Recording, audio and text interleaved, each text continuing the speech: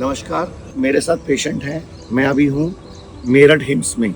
हम इन्हीं से पूछते हैं इनको क्या तकलीफ थी, कब से थी, कितनी दवाइयाँ खा रहे थे और अभी कितनी कम हुई हैं। तो आप क्या नाम क्या है, आपकी उम्र क्या है और क्या तकलीफ थी आपको? मेरा नाम अखिल प्रकाश रॉय है।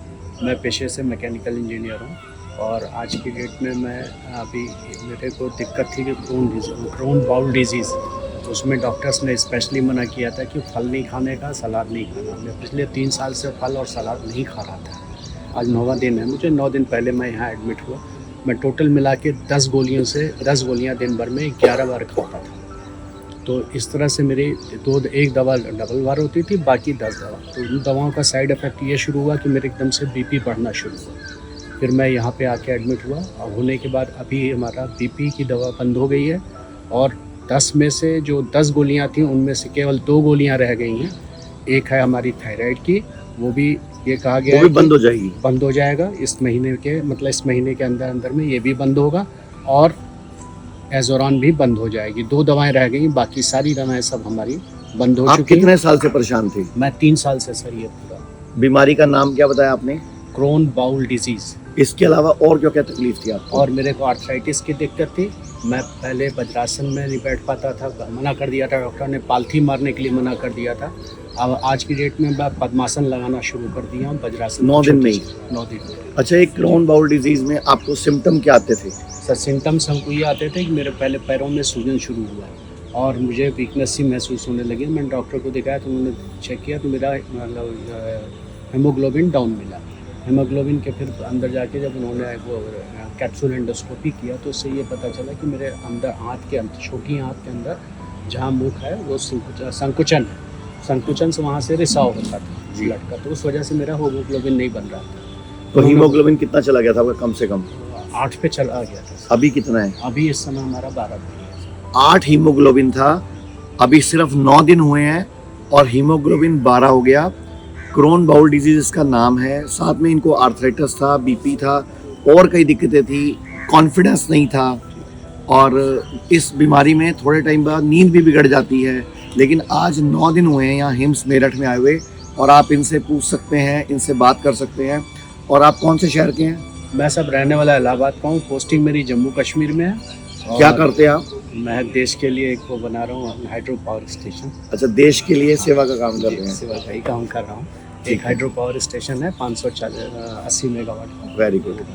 तो पूरे देश के लोग आपको देख रहे हैं जो कई साल डॉक्टर की बातों में आके पद्मासन नहीं लगा रहे, वज्रासन में नहीं बैठ रहे या फ्रूट सलाद नहीं खा रहे, जैसे कि आपको मना कर दिया था कि आपकी आंत में नैरोनेस है तो आप फ्रूट सलाद नहीं खा सकते, लेकिन उल्टा फ्रूट सलाद खा के ठीक हो गए।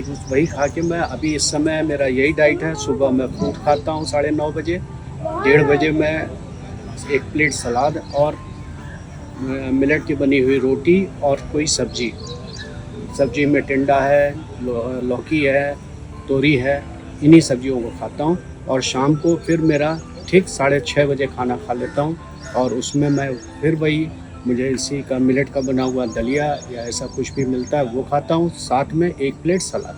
ये डेली का मेरा यही आहार। तो पूरे देश के लोगों को क्या कहना चाहोगे आप, जिनको डॉक्टर मना कर देते हैं फ्रूट मत खाओ, सलाद मत खाओ? डॉक्टर से वहाँ सलाह लें, अपना टेस्ट कराएं, टेस्ट करा के उसके बाद एक बार जरूर हिम्स के मतलब शरण में जाएं, जिससे बड़े रोग हैं उनका इलाज हो सकता है। और आपका रोग तो बिल्कुल अजीब रोग है, बहुत कम लोगों को होता है, तो आपको भी लगता होगा कि इसका तो कोई दुनिया में इलाज ही नहीं है। सर मेरे को यही बोला गया कि अगर ऑपरेशन करेंगे तो ये दोबारा हो सकता है। और ऑपरेशन किस चीज का करेंगे? वो आंत का ही करते, वो आंत को काट करके उसे छोटा कर देते और फिर दोबारा दिक्कत आ जाती। तो इसलिए कहीं कंटिन्यूअस दवा खाते जाइए आजीवन।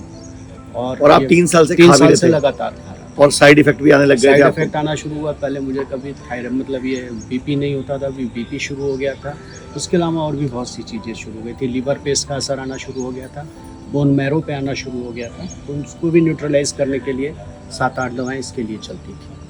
तो आप यहाँ पे जब 9 दिन से हो तो आप यहाँ बहुत सारे ऐसे पेशेंट से मिले होंगे जिनको कीमो, जिनको रेडिएशन। ऐसे पेशेंट से भी मिला हूँ जिनको 67 कीमोज हो चुके थे। उसके बाद यहाँ पे उनको स्ट्रेचर पे लाया गया था, मेरे से 1 दिन पहले लाया गया था और आज वो आराम से मेरे साथ टहल भी रहे हैं और खाना भी खाना शुरू कर दिया। उन्होंने खाना पीना सब छूट गया था उनका, वो मैंने देखा। 67 कीमो वाले की अगर ये हालत है तो मैं सोच सकता हूँ कि आगे यहाँ पे बहुत कुछ हो सकता है। और अगर आप उस हिस्से की कोई बायोप्सी करा लेते, जैसे आप टुकड़ा कटवाते और बायोप्सी कराते और आपको कैंसर बोल जाते, हाँ। तो आपकी जिंदगी उल्टा नर्क बन जाती। बिल्कुल, फिर मैं शायद हो सकता है 67 का भी रिकॉर्ड और एक देश के हमारे इतने बड़े एक इंजीनियर को, एक प्रोजेक्ट मैनेजर को हमारी गलत ट्रीटमेंट की वजह से हमारे देश का नुकसान हो जाता है, हमारे देश की जीडीपी का भी नुकसान होता और हमारे देश के भविष्य का भी नुकसान होता। तो मैं यही बोल रहा हूँ कि आज की डेट में हम डॉक्टर की बातों में आके बड़ी जल्दी अंग कटवा लेते हैं, कीमो करा लेते हैं, रेडिएशन करा लेते हैं, या मुंह का टुकड़ा कटवा लेते हैं, फिर थाई से मास्क लगवा लेते हैं, या कुछ ऐसा करते हैं। वो टेम्परेरी है। और उसके बाद क्या आपको वो जीवन अच्छा लगता है? जब वो व्यक्ति अपने आप को शीशे में देखता होगा, वो कितना दुखी फील होता होगा। अब आज की टुकड़ा काट दे आपका, तो क्या आप नॉर्मल जिंदगी जी पाते? नहीं जी पाते। उसके बाद आपको जिंदगी जीनी पड़ती मजबूरी में, क्योंकि और कोई चारा नहीं बचता। लेकिन आपने डिसीजन लिया, लेकिन आपने 3 साल लगा दिया आयुर्वेद में आने में, इतना लेट क्यों? मेरे असल में बॉस थे जो मेरे एचओडी हैं पूरे मतलब पटेल इंजीनियरिंग के टोटल ओवरऑल हमारा मैकेनिकल केमिस्टर अनुरंग घटक साहब, वो यहाँ आए थे पहली बार। अच्छा, उन्होंने मुझे बताया तुम एक बार वहाँ जाओ, तो मैं की बात तो अब तो घटक साहब को आप जिंदगी भर धन्यवाद दोगे, धन्यवाद दूंगा क्योंकि सर, आपकी हमेशा दवाइयाँ के बंद हो गई, आपके दर्द बंद हो गया, आपका जी। बीपी की गोली बंद हो गई, और बिल्कुल आपको डाइट भी ठीक हो गई। जी हाँ तो ऐसे घटक साहब सबको मिलने चाहिए। बिल्कुल सर। कोई एक घटक जिंदगी में मैं होना अपनी चाहिए, तरफ से कोशिश करूंगा कि मैं और लोगों की तरह उन्हीं की तरह से आगे लीड करूं, क्योंकि ये ना माउथ पब्लिसिटी का ही काम है। आयुर्वेद के लिए ऐड हम कर नहीं सकते, तो मजबूरी एक ही है हमारी कि हमें तो लोगों के ही मुंह से लेना पड़ेगा। जैसे मुझे भी आपका इंटरव्यू क्यों लाना पड़ रहा है, क्योंकि मैं बोल नहीं सकता, जी आप ही बोल सकते हो। बिल्कुल। बस इसमें मेरी गवर्नमेंट से भी गुजारिश है, स्पेशली मोदी जी से, कि इसको आयुष में या फिर जितने भी मेडिकल वो हैं उनमें मतलब आयुर्वेद को भी, जैसे मेरा भी इंश्योरेंस है लेकिन उसके बावजूद वो कहते 25,000 से ज़्यादा वो इसमें नहीं देंगे आयुर्वेद के लिए। तो मेरा कहना है कि अगर हम 5 लाख या 10 लाख का देते हैं तो कम से कम उतना ही उसका भी होना चाहिए, बराबर होना चाहिए। जब एलोपैथ में हम दवा करके भी ठीक हो रहे हैं, होने की कोशिश कर रहे हैं, और आयुर्वेद में करके ख़त्म होने के पूर्णतया कगार पे हैं, तो हमें इसको बराबरी का ही हिस्सा देना चाहिए। आधा आधा होगा क्यों?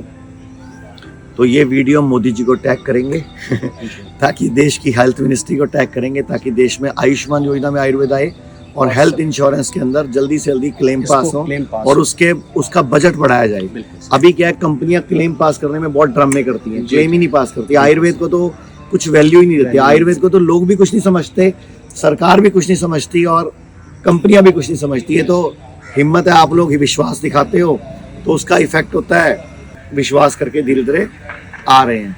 ठीक है जी, धन्यवाद, थैंक यू। हिम्मत रखो आप भी। पूरे भारत में हमारे 58 से अधिक हॉस्पिटल, 60 से अधिक क्लिनिक व डे केयर सेंटर्स हैं। इनमें से प्रमुख हैं दिल्ली, मुंबई, लखनऊ, चंडीगढ़। हमारे साथ 900 से अधिक आयुर्वेदिक, एलोपैथिक, होम्योपैथिक व नेचुरोपैथी डॉक्टर्स की टीम जुड़ी हुई है।